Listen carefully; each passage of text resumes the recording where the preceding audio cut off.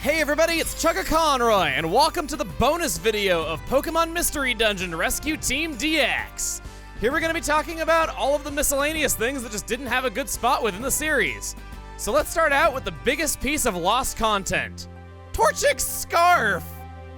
Bear this Torchic and how cute it was in the original version wearing its scarf like this, and in the remake, nah, they just put it around its neck like everybody else. Seriously, what were they thinking?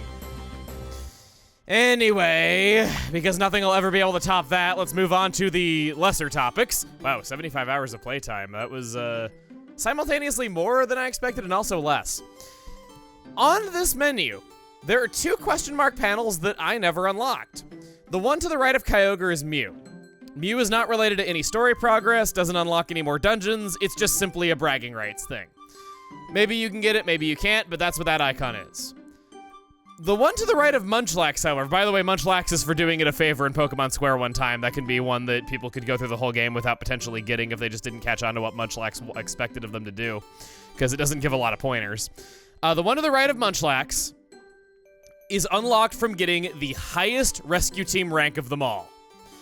The ranks that we didn't earn are 19,200 points for Diamond rank. This raises job capacity and camp capacity. That's Pokemon in each individual camp. We already have all the camps. 27,800 points for Ace rank, which upgraded the same things again, but also gave one more team preset. 37,800 points for Ultra rank, which only raised the camp capacity. 49,800 points for Hyper rank, only raised camp capacity and gave one more team preset. Whoop-de-doo. 59,800 points for Master rank, which was more camp capacity and nothing else for all that effort. And the greatest rank, Grandmaster, is achieved at 99,800 points total. It adds a 10th preset party slot over Master rank and expands the bag, finally, from 48 items to 56 items. It's disgusting how hard it is to earn the next bag upgrade. Why not have the highest rank be Diamond or Ace and give the last bag upgrade then? Then the player might actually use Jirachi's Wish for something of value. There's also a weird bug with this file management screen, where by sleep moding at certain times, it can max out the playtime very easily. This happens in the demo and the full game. Several of you have sent me pictures of this. As the rescue team ranks up, the statue at the Pelipper post office will eventually include Bonsly, Mime Jr., Weavile, who will spawn in Fantasy Strait after the construction of his statue. And finally, Lucario at Ultra rank as a tribute to Lucario being the original highest rank. In Red and Blue Rescue Team, Lucario rank was achieved at 15,000 points. You increased it by over 600%. Why would you do that? The point values were very different, so it's not quite as easy by comparison as I make it sound, but it's still a very big difference. Starting at Ultra rank, Riolu has the capability to appear in mystery houses. Better bring those invitations. Riolu in turn evolves into Lucario with 2 evolution crystals, which then has a Mega Evolution. Mega Lucario is one of the strongest Pokemon in the game, having adaptability, getting the same type attack bonus from all the moves it uses. There isn't a whole lot of data out there about how Riolu decides to spawn, but I've heard that Mount Faraway is a reliable place where other people have found it. As for the Weavile and Mime Jr. statues, these worked badly in Red and Blue Rescue Team. So the statues, instead of being at the Pelipper post office, were at the Rescue Team HQ. The Bonsly statue was locked behind doing every type course at the Makuhita Dojo one time, while the Lucario statue was locked behind getting Lucario rank. Those aren't that bad or different from this one. Weavile and Mime Jr. were from insanely rare missions that you were lucky to even get, much less clear. Even if you got them legitimately, they often would take hours to clear. Thankfully, they're obtained very differently in this version, as we've seen. Here are Wonder Mail codes that will give these statues in one run of Tiny Woods for those that are willing to cheese it. There is no shame in doing it. Next up, we're gonna move on to things that a regular player would be unlikely to see in the game, things that I never had a good chance to show off. First of all, I'm going from Arceus HP to very soon the HP cap. I'm at 500. HP can't go any higher. Willow, how about you join us in the club? 500 HP on both of our heroes. Oh, Ooh, it's a happy day to be hanging out with... Y'all have horrible names. I've gone off to Tiny Woods with 255 attack, wearing a Fierce Bandana, getting same type attack bonus from Double Slap, having relearned Laser Focus, linking it to Double Slap. Magnezone over there has Link Boost, while Entei has Brawl. And we're gonna see just how much damage I hit for. I am not optimal. I'll say that straight up. There are other things that I could have, such as maxed out power on Double Slap. I wasn't quite able to reach that. Here's how close I got. It can go up a couple more notches, but this is pretty darn close. Oh man, it's a Sunkern that's our victim. The weakest of all Pokemon in the main series. This is gonna be great! Eat it! Take this! Whoa! I mean, I'd sure like to join someone with the most powerful nuclear force in the world. Sure you can come with. 700 damage a hit, and I could potentially hit 10 times in one turn. 7,000 damage is my potential, and I'm not even as strong as I could be. We're in the same room as two enemies. Let's have Brawl kick in just a tiny bit here. 999! I hit the damage cap. You can hit for up to 10,000 damage in one turn if you get 5 Double Slaps. Whoa! That's insane! I knew Brawl was pretty good, but... Man, just one additional Pokemon in the room raised it by that much. Eat it, nerd! I wasn't intending to show a damage cap. I wasn't really aware that there was one, but there you go. Hitting a 2 to 5 hit move, 999 per hit, seems to be about the best damage output possible. Welcome to the team. Buried Relic Music Box. Oh, you have this hint for me still, actually. Well, I came over here to see Granbull because Snubbull has a secret that I was not aware of. Early on, Snubbull asks what team rank you are after being impressed with Alakazam's team being gold rank. If you are actually gold rank during this exchange and say that you are, Snubbull still doesn't believe your lies. It's kind of lame that they didn't bother to put an Easter egg in there for somebody who actually had the tenacity to grind that out, but I had 2 of you reach out to me and send me screenshots and videos of this, and I was also kind of disappointed. Sorry you had to go through that. On the opposite end was a conversation between Diglett and Dugtrio that we never saw. For context, this is just before going off to fight Groudon, after we have learned that Team ACT is in trouble. Well, son, does Groudon frighten you? Yes, Papa. It frightens me so much, I don't know what to think. Papa? Are you going to the Magma Cavern too? Of course! What do you take us for? If we were in charge, this is what we do to the Magma Cavern. Ha!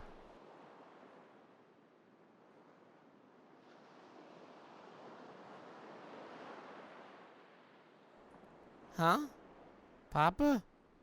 Where'd you go, Papa?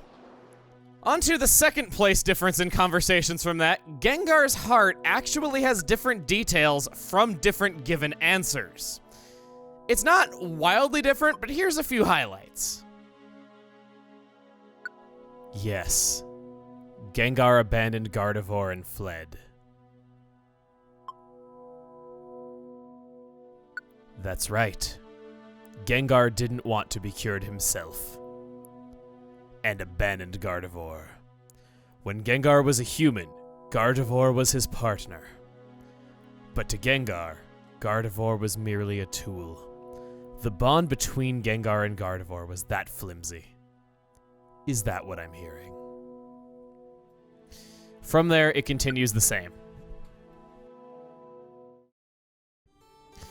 You know the keyboard that you use to type in Wondermail passwords where every character has a text character and then some sort of symbol behind it? All of those letters correspond to different things like species of Pokemon you're receiving the job from, what floor of what dungeon they're on, stuff like that. And it's been found that the letter star X is never used. I guess it would just be too cool for the game to handle if you had star X. I assumed that level 5 was the cap on moves because I used Blizzard and Double Slap non-stop this entire playthrough, even on multiple Pokemon sometimes, and 5 was still the only one I reached by getting 100%. The cap level is 8. Completely useless. Why would you ever reach that? Level 5 is plenty. The fact that I still have 3 more levels to go on Double Slap and I can still realistically hit the damage cap, I think that shows how not useful that is. I guess for single target moves, maybe it's better, but I kind of have my doubts. I was asked what happens if you go back into Meteor Cave if Deoxys is the only Pokemon there and we've beaten it and recruited it. The Deoxys clones are still there, it's just that the last room is empty. I didn't actually know the answer to this, so I was curious myself. In Rescue Team DX, there's no way to play as anyone but the protagonists inside a Pokemon Square, so a small detail got lost in the remake. Talking to Spinda as Ho-Oh. What? You've seen the Mirage Pokemon? What sort of Pokemon was it? I see. Ah, understood. So its name is Ho-Oh. Ah, I see indeed. Truly, I envy you. Huh? Wait, huh? You are the one and only Ho-Oh! Ah! My head is spinning. Ah! I'm so sorry I keeled over like that. And you even came to my aid when I was down. Thank you. But I am feeling overcome with emotion. Never did I expect to meet the Mirage Pokemon. I feel giddily elated. The lesson is we mustn't ever give up, because if you give up, that's when it ends. Thank you. You have inspired me to resume my travels. By meeting you, it will be a memory I will cherish forever. I will keep the memory in a special place deep in my heart. Farewell. 2 things I've never showed are failing a dungeon and what happens when the wind is stirring. Let's see both of those at once.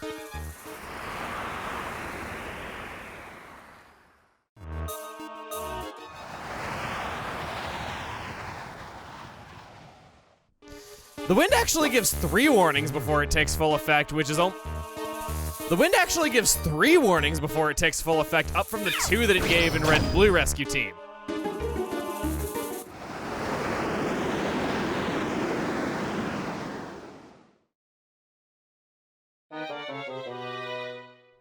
Losing's not all that thrilling. You just drop all your money and items and get to try again.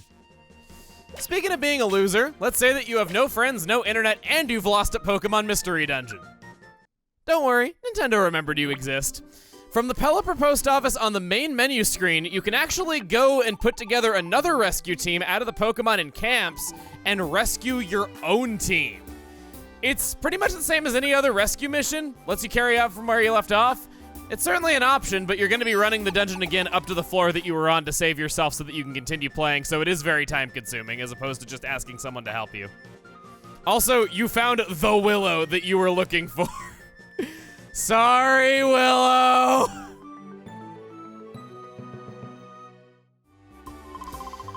Next up, we are withdrawing all of our Reviver Seeds, all of our tiny Reviver Seeds, and all of our Revival Orbs. Why? For selling fodder, of course! Who could ever pass up the allure of 35 Poke in return for maximum PP, maximum belly, and maximum HP after dying? How could we survive without 1,300 Poke in place of all of these supplies? Not something I have, but while we're selling all these items, I want to point out that tiny apples sell more than regular apples because you can only get tiny apples through a rare quality. Not a good way of making money, I just thought it was neat. With absolutely no revival items left over, we're gonna just go off to a dungeon and pass some time.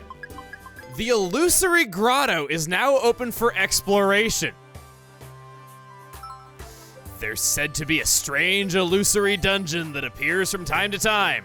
It's also said if you go there, you can get many items that will prove useful on your adventures. This is a special dungeon that only appears if you have no Reviver Seeds or Tiny Reviver Seeds or any Revival Orbs in storage or in the toolbox. There's a lot of misinformation that this dungeon is a place that you rarely go to after you die, And I suppose you could go here from doing that if it ate up the last of your revival items, but it's not at all necessary. It tends to have good supplies to help the player out, tends to have low difficulty. Its encounters and number of floors are randomized every playthrough, seemingly based on existing dungeon encounter tables. We'll go to this one room. We have an Oranberry starting us off, Big Apple, and then a Max Elixir. Right away on just the first floor, it's good.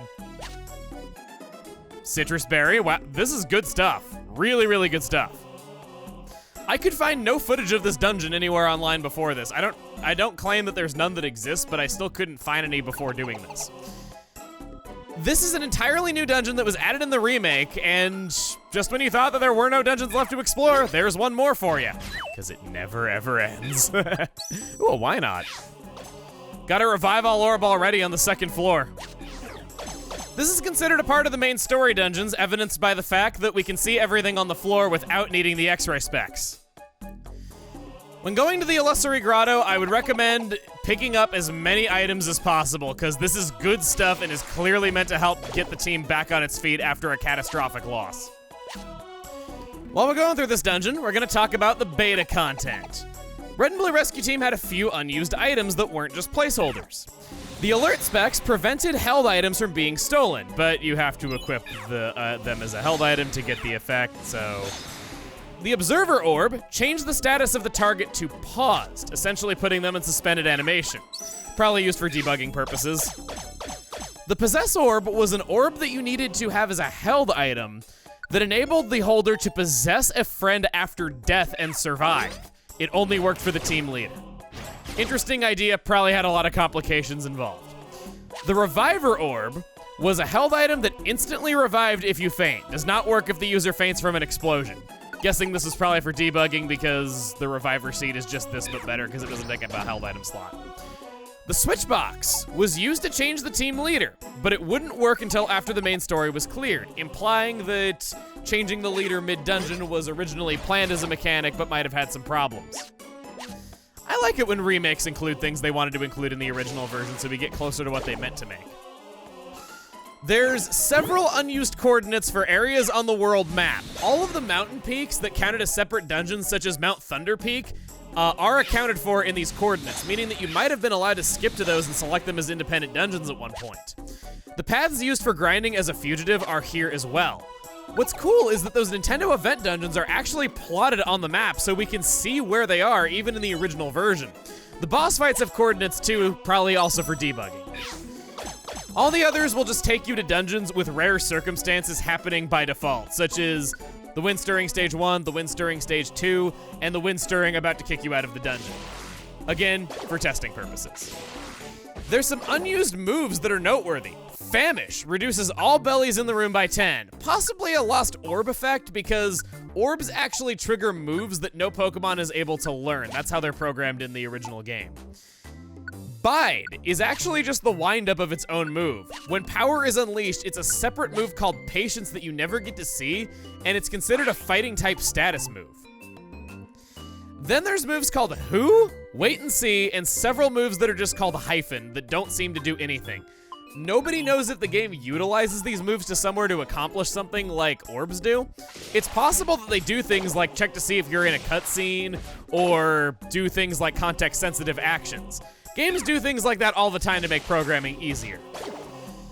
A bizarre change is that the title screen for Red Rescue Team is a recolored Blue Rescue Team title screen. No doy, right? Well, no. It's only that way in the American and Australian localizations. In the original Japanese version, and everywhere else for that matter, the red title screen is original art that we never get to see. Not only that, but wow, was our logo design team out to lunch compared to Japan's. There's some unused music that I'm playing for you right now. There's two tracks, one is named Zukoke, which translates to foolish, and the other references some training menu that doesn't exist in the final.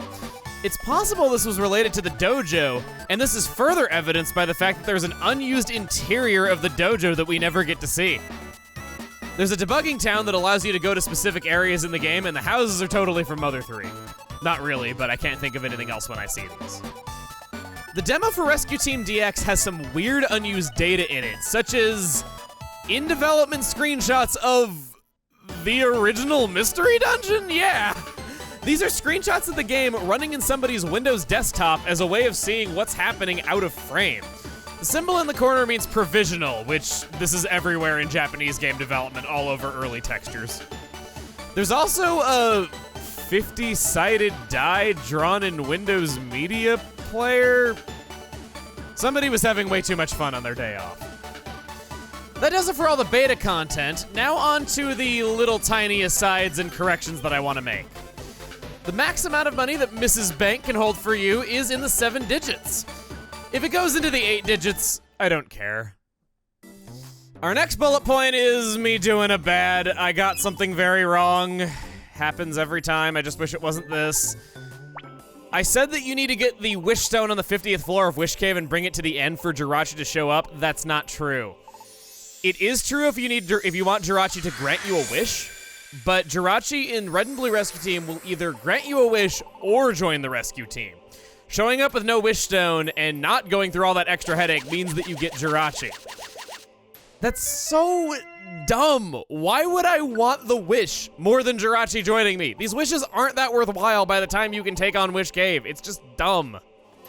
The only thing I could maybe think of is a repeat playthrough where you already know how to do Wish Cave and you already happen to have the Pokemon that are good for it, so you just knock it out right away in the post-game so that you have more stuff later on.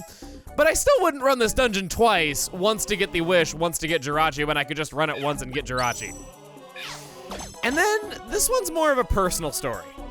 I used to own a store display for this game that was about 5 feet tall. I loved that thing.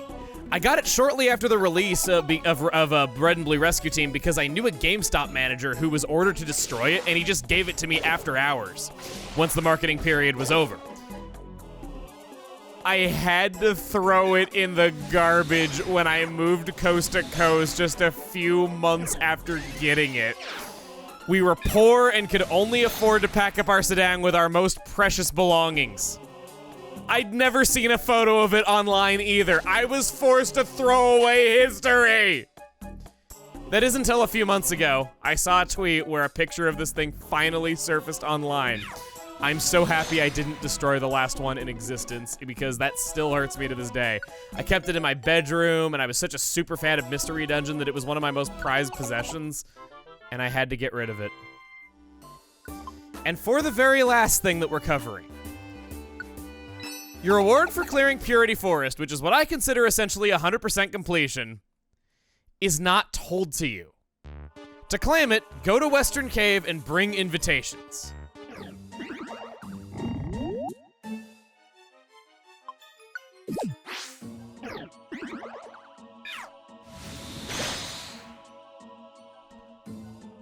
Oh, wow. I actually got the puppet status used against me in a way that froze Sceptile and, well, it froze Lunatone as well, but yow.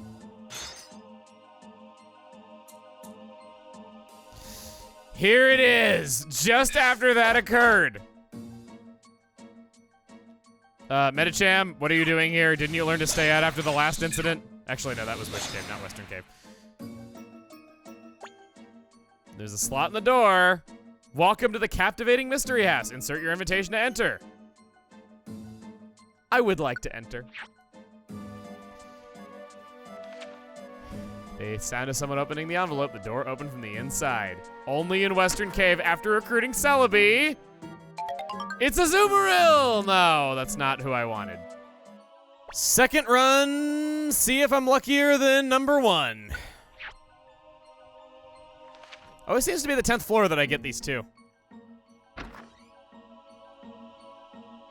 Shiny Celebi! Yes! Oh, it took me 2 tries. I saw a lot of sources claiming that this is guaranteed to happen. It's not. I was not able to get it at any other time. I guess I'll eat this one, because why not? Celebi seemed to have been waiting for a guest to come. Oh, have I been waiting to see you too.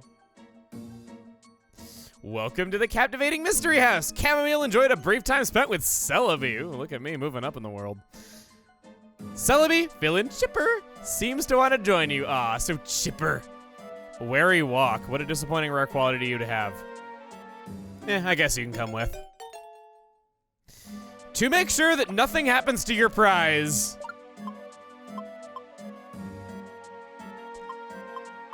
I didn't bring an escape orb. I thought I brought an escape orb, and I didn't. Well, I'm gonna be many tiny reviver seeds poorer if something does happen to you. I'll see you on the other side.